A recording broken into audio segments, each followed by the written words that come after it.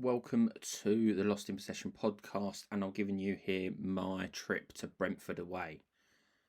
Obviously, you can tell by my accent, I am not from Manchester.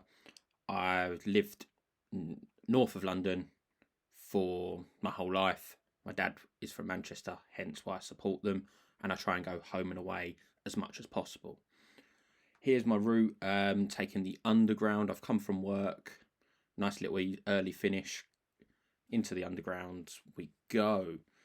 I think this is the third time I've been to Brentford away for the past 2 years. Last year was at the end of the season when we won the league already and decided to play most of our under 21s, under 18 sort of side, and lost to Brentford, who did do the double over us. Being honest, I've not really recorded myself or recorded around London before, so it was a tad awkward for myself doing it, but I like to try and get better at it. So if you've got any tips on what to do, what not to do, it's much appreciated. So part of my journey is just 2 different tubes, Piccadilly line to Barons Court, and then Barons Court to Gunnersbury, and I'm meeting some people that I've got friends with over the years, and my dad and my brother I normally go with. We're meeting in a pub before that we've done once again for the past 2 seasons. Why not do it 3 times in a row? It's a nice little pub. Quite a long walk to get to the platform, but it is what it is. Just a bit more about me and my going. Like I said, I've been a season ticket holder for 20 years. Now, my first away game was Coventry away, drew 1-1. And my first home game, which was at Main Road, we played, I always get this wrong, it was either Sheffield Wednesday or Sheffield United. And we beat one of them, they were my first 2 home games. We beat one of them 6-1, one of them 5-1. And for the life of me, I keep getting it wrong every time I do. Quite nice, actually, to go back to the sort of journey. Quite nice on the tube, wasn't too busy. I left a little bit early for work, so I didn't quite hit the mad rush that normally would be. And an annoying sort of scenario was I thought the train was coming quite close, so I stood there, recorded myself, and 1, I was on the wrong side of the platform. 2, it wasn't quite close to the station, so I ended up stopping recording at some point, like when I realised I was nowhere near.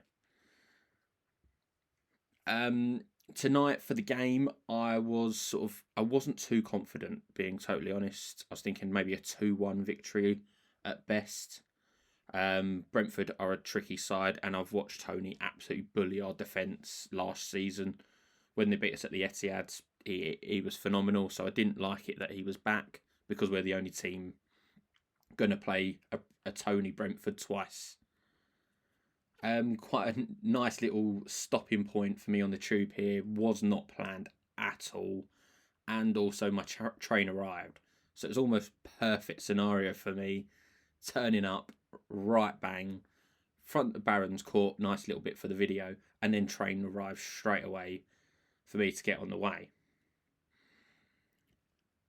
So once I'm on, once again, not too busy, which is quite nice. And this will be now me going on to the district line on the way to Gunnersbury. However, the luck ran out when the train had problems going to the next stop. So this is 1 stop away. Had to wait for about 10-15 minutes for the next train to come, and then had to wait at the train, I think for about 5 minutes, just stood up waiting on the platform. Not ideal, but like I said, I was there quite early, just sort of ready to go, like whenever. There was no rushing about because it's a London game. Now at Gunnersbury, and the nice thing about going to the Gunnersbury to go to the game, when we're going to the game, is we go to the pub across the road. I'm about to zoom in on it. Quite nice, and good drinks in there, good food. I actually forgot to take a video of my food. I pretty much demolished it and then realised I probably should have just shown you what I had. Had some nachos, absolutely banging to be fair, not too expensive. However, go into the pub.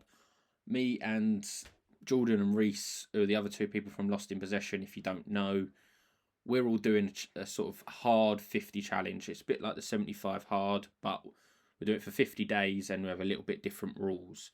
But one of them for me is no alcohol, which isn't ideal when I've been to Spurs away and Brentford away. Nice little short journeys for me. So there's me having water, and the two people who are opposite me were designated drivers.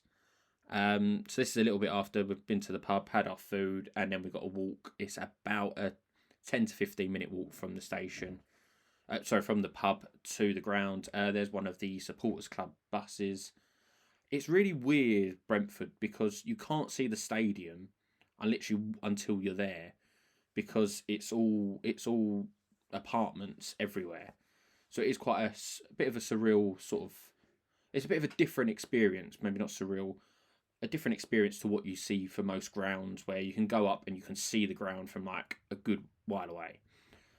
The stewards here, there was a lot of stewards here. I don't think you normally get this many. Was sort of, frisked. One thing I do like about this is they have the B, which obviously resonates with Manchester. I know it's not for the same reasons, but it's quite nice that it is there. Sky Sports doing an interview just outside. I wasn't going to wait around to try and be in it. I don't need to worry about that. We went to get into the ground and see where we sat. And as everything was going smoothly here, something had to go wrong, and my brother's ticket wasn't working, which was a bit of a pain. However, stewards or whoever it was who was in charge just checked the ticket, tried it herself, didn't matter, and then let us straight through. No real issues. We found out someone else had the exact same seat. So two people had a ticket with the same seat. Very weird, but at an away game, it doesn't matter too much. You're at home. I actually quite like the stadium. Obviously, it's not the biggest stadium in the country. Sorry, I can't speak there. But I quite like it. It's quite a nice little stadium. For a little stadium, they're normally a bit run down and everything, but this obviously is quite new. It's quite nice. Normally I would be having a drink right now, but I came out so I could watch the players warm up and see, Haaland back, De Bruyne, all of them, massively expecting us to help here, but you can sort of see some of the drills they do. The quality they have is unbelievable at times. As I say that, they give it away, but I didn't mind watching them warm up. I don't watch them all the time. I think sometimes it's a bit samey. It is just this passing sort of drill, and then you've got shots at the keeper. Brentford, I think for the size of the stadium and what they did for this was really good for the sort of. I quite like the light shows for most sort of evening games. I quite like the light shows. City do it quite a lot, and they go proper. They proper up their level after recent years of doing it. Brentford's one here was quite good for them, because they sort of spoke about last season's double over us. Here on the screen, if you can see it, it was the 97th minute winner from Tony, which, trust me, I was not happy and actually didn't think what we did last season was even achievable. But I think this was obviously a bit different to the Undertaker one they had when Tony came. That I thought was a bit odd. I quite like it if they did, like, I probably would have enjoyed watching it, but overall thinking about it, I just thought it was a bit weird, because it's not like he's come back from the dead or anything. And that's like what the Undertaker's for. He's got banned for betting. Really, but that's Brentford's way of doing it. I think it was definitely a talking point previously, but he's come back, and Tony's the main man in this game I'm probably most worried about. Mopay is a menace. I saw him probably going to wind up players, but Tony was the guy that every time he was near the ball, you were like, or when he's had the ball, is he can score. He can score from most places. So just quickly before the game started, yeah, so I had 2-1 for the prediction. I asked my brother, he had 2-1, but he had us going down 1-0. Which, you know what, as the result that actually came in, wasn't a bad guess. But yeah, see here we have, you know, they started doing City's song that normally comes out, which is Hey Jude, which City come out to that at half time normally. So I think it's actually quite nice when you get the home and away team both like have the same song for like walking out, because it gets the atmosphere going from the start, and it's not just one overpowering the other. Normally the home fans with speakers and everything open out.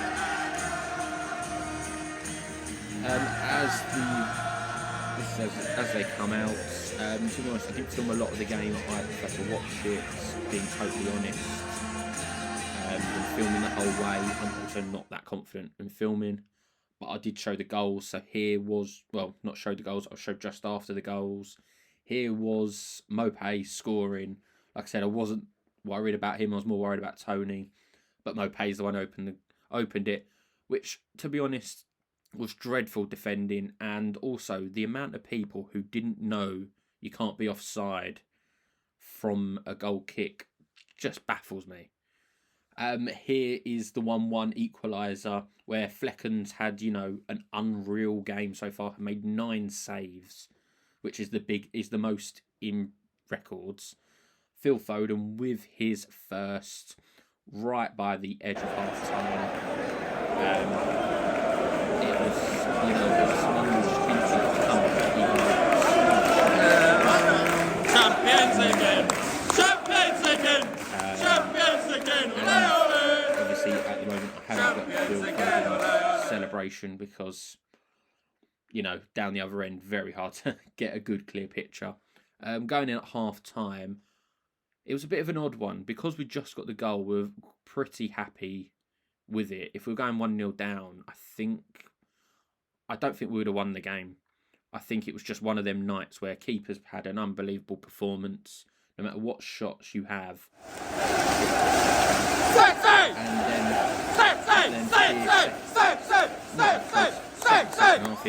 Here's the Foden, and here's a new celebration. He wants to be called the sniper, it seems. I think that comes from his shots outside the box that he's done a few times. Everton was one most recently. He's done it against Brentford in the Champions League.